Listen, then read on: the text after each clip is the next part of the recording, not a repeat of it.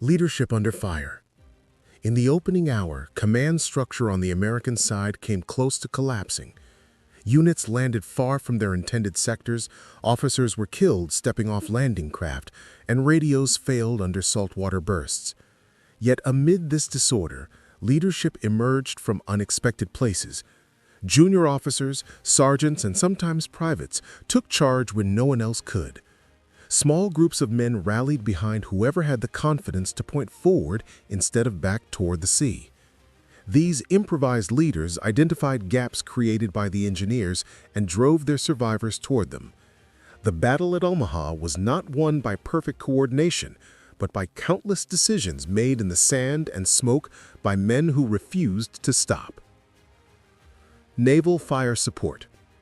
As engineers fought to clear the kill zones, American destroyers edged dangerously close to shore, so close that some crews claimed they could see German gun flashes reflected in the waves.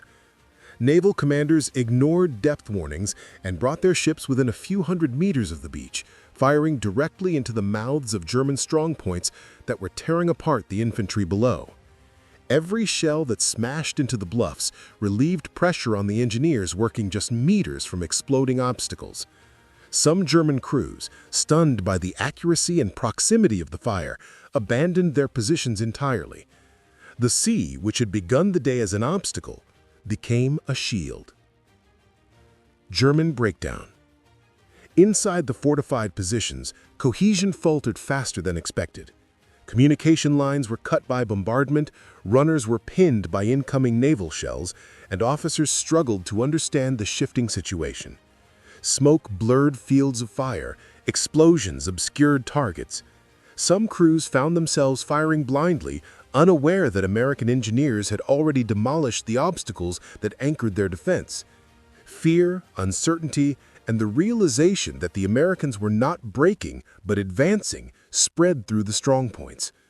And as German confidence eroded, the path toward a turning point opened.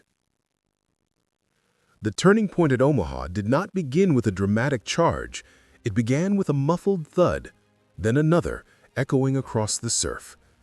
Engineers had successfully set their first demolition charges. Columns of water and sand erupted skyward as obstacles vaporized, leaving dark gaps in the lethal maze that had stopped earlier waves. For the first time since H-hour, the Americans saw a narrow path forward. Behind these small victories were acts of quiet desperation. Some engineer teams had been reduced to 2 or 3 men. Others carried only partial equipment after swimming through machine gun fire. Still, they sprinted from obstacle to obstacle, lighting fuses, diving for cover, and rising again to repeat the process. When one team lost its explosives, infantrymen handed over rifle grenades to improvise makeshift blasts. The effect on the Germans was immediate. From their bunkers, they could suddenly see the beach changing shape. Where hedgehogs and mines once stood in dense lines, gaps appeared, gaps wide enough for landing craft and tanks. Their carefully calculated kill zones were unraveling. At the same moment, scattered American infantry platoons began pushing toward the shingle. Crawling, sprinting, or dragging wounded comrades, they converged on the cleared areas. A handful of squads reached the base of the bluffs and took shelter behind the seawall. There, under broken terrain and partial cover, they could finally regroup. The engineers had done enough. A foothold, fragile but real, now existed on Omaha Beach, and that foothold was about to expand. With the first gaps cleared and infantry gathering behind the seawall, the battle's rhythm changed. What had begun as scattered survival now became coordinated pressure. Small groups of Americans, often no more than a dozen men, started climbing the bluffs using narrow ravines, shell craters, and exposed roots as improvised ladders. Every movement uphill reduced the angle of German fire. Every meter gained weakened the dominance of the strong points above. U.S. destroyers now operating at dangerously shallow depths fired with ruthless precision. Their shells slammed into WN-62, WN-64, and adjoining nests, shredding communication lines and burying weapons under collapsing earth. German defenders who had maintained steady fire for hours found their position shaking apart, their view obscured by smoke and drifting dust. On the ground, American squads pushed into the first weakened strongpoints. Grenades shattered firing slits, riflemen poured into trenches, engineers used satchel charges to break open blocked passages. Many German crews fought stubbornly, but without communication, ammunition resupply, or clear fields of fire, their resistance fragmented into isolated pockets. By late morning, the transformation was unmistakable. Where the Germans had dominated the beach at sunrise, American troops were now fighting behind their lines, rolling up positions from the flanks and rear. The obstacles that once anchored the German defense were gone. The kill zones no longer existed. The bluffs, which once the symbol of German control, were filling with advancing U.S. infantry. And as the strong points fell one by one, Omaha shifted from a near disaster to an undeniable American breakthrough. Omaha Beach, June 6, 1944. The first light of dawn barely touched the French coast when the men of WN-62 felt the wind shift. It carried the scent of seawater, diesel, and something else, movement. Far beyond the surf, a dark line formed on the horizon, stretching wider than anything the German defenders had imagined. Through field glasses, it grew from a blur to a fleet. Transports, destroyers, landing craft stacked against the morning haze. At 06:30, the ocean erupted. Shells from the American warships slammed into the cliffs, shaking dust from bunkers built to withstand far worse. German machine gunners steadied their weapons, waiting for shapes to emerge through the smoke. And then they appeared, rows of landing craft dropping their ramps into a maelstrom of water and fire. Men spilled out, stumbling through waves already stained with shrapnel. Some went down immediately. Others crawled behind steel obstacles, trapped under crossfire designed to stop them before they reached the sand. But even in that chaos, a different kind of movement began. Calmer, deliberate. U.S. combat engineers, weighed down with explosives, knelt in knee-deep water and started clearing the very obstacles the Germans relied upon. It was the moment that would determine whether Omaha Beach became a massacre or a breakthrough. Omaha Beach, June 6, 1944. The first light of dawn barely touched the French coast when the men of WN-62 felt the wind shift. It carried the scent of seawater, diesel, and something else, movement. Far beyond the surf, a dark line formed on the horizon, stretching wider than anything the German defenders had imagined. Through field glasses, it grew from a blur to a fleet. Transports, destroyers, landing craft stacked against the morning haze. At 06:30, the ocean erupted. Shells from the American warships slammed into the cliffs, shaking dust from bunkers built to withstand far worse. German machine gunners steadied their weapons, waiting for shapes to emerge through the smoke. And then they appeared, rows of landing craft dropping their ramps into a maelstrom of water and fire. Men spilled out, stumbling through waves already stained with shrapnel. Some went down immediately. Others crawled behind steel obstacles, trapped under crossfire designed to stop them before they reached the sand. But even in that chaos, a different kind of movement began. Calmer, deliberate. U.S. combat engineers, weighed down with explosives, knelt in knee-deep water and started clearing the very obstacles the Germans relied upon. It was the moment that would determine whether Omaha Beach became a massacre or a breakthrough.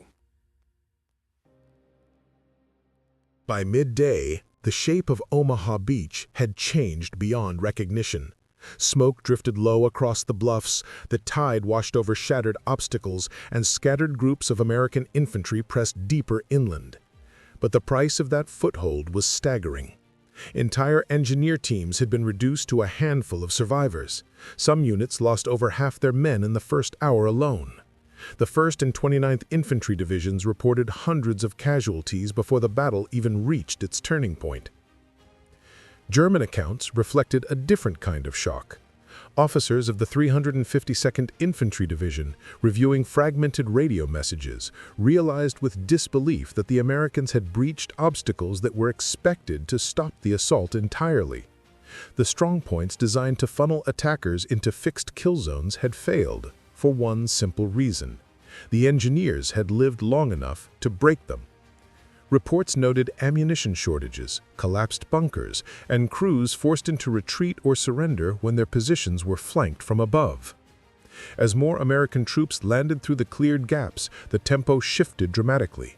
Vehicles began to roll ashore, medical teams established aid stations, artillery units prepared to move inland. The Germans watched these developments with growing alarm. What had started as a defensive triumph was turning into a collapse they could no longer contain. The breach at Omaha was no longer a question, it was a reality, and its consequences were only beginning. By late afternoon, American forces had pushed beyond the bluffs and begun linking their scattered gains into a unified front. Engineers, despite their losses, continued clearing lanes for vehicles, widening the gaps that had made the breakthrough possible. Bulldozers arrived to push aside wreckage and construct exits off the beach, while naval beach battalions coordinated the steady flow of reinforcements. What had been chaos at dawn was by evening a functional supply corridor feeding men and materiel into Normandy. German leadership recognized the danger immediately. Messages from the 352nd Infantry Division described increasing pressure on every sector, infiltration along the draws, and the collapse of previously secure positions. Requests for reinforcements went unanswered or arrived too late. Commanders understood that once the Americans established a stable beachhead, dislodging them would be nearly impossible. By nightfall, the full scope of the day's transformation became clear. The Americans held ground that no enemy had expected them to take. They had turned a near-disastrous landing into a strategic foothold that opened the door to the liberation of France. At the heart of this victory was a truth both sides would later acknowledge. Without the engineers clearing kill zones under impossible fire, the assault might have failed before it began. The tide that morning had risen against the Americans. By sundown, the momentum of the war was rising with them. In the decades since D-Day, Omaha Beach has often been remembered for its brutality, the smoke, the bodies, the relentless struggle against a fortified shore. Yet beneath the scale of the battle lies a deeper truth about why the Americans prevailed. Victory did not come from overwhelming strength or flawless planning. It came from the quiet, unyielding determination of individuals who acted with purpose when everything around them seemed broken. The engineers who stepped into the surf that morning were not protected by armor or heavy firepower. Their weapons were fuses, explosives, wire cutters, and training that demanded precision in moments where precision seemed impossible. They were asked to clear obstacles under conditions that no manual had ever described. Many did not survive their first charges, others completed their tasks wounded or alone. But every blast they set, every gap they opened, changed the course of the landing. The German defenders, skilled and well-positioned, believed their fortifications would hold, and by all logic they should have. Their kill zones were designed to trap attackers in the open, and for the first hour it seemed that nothing could break through. But what they could not foresee was the resilience of an enemy who refused to be paralyzed by chaos. Where units shattered, new leaders emerged. Where plans failed, men adapted. Where obstacles stood, engineers reduced them to fragments. Omaha Beach stands today not only as a reminder of sacrifice, but as a testament to the power of perseverance under fire. Its sands were shaped by thousands of choices, some desperate, some calm, all extraordinary. The breakthrough that began with scattered survivors behind a seawall would grow into the liberation of France. At the heart of this victory was a truth both sides would later acknowledge. Without the engineers clearing kill zones under impossible fire, the assault might have failed before it began.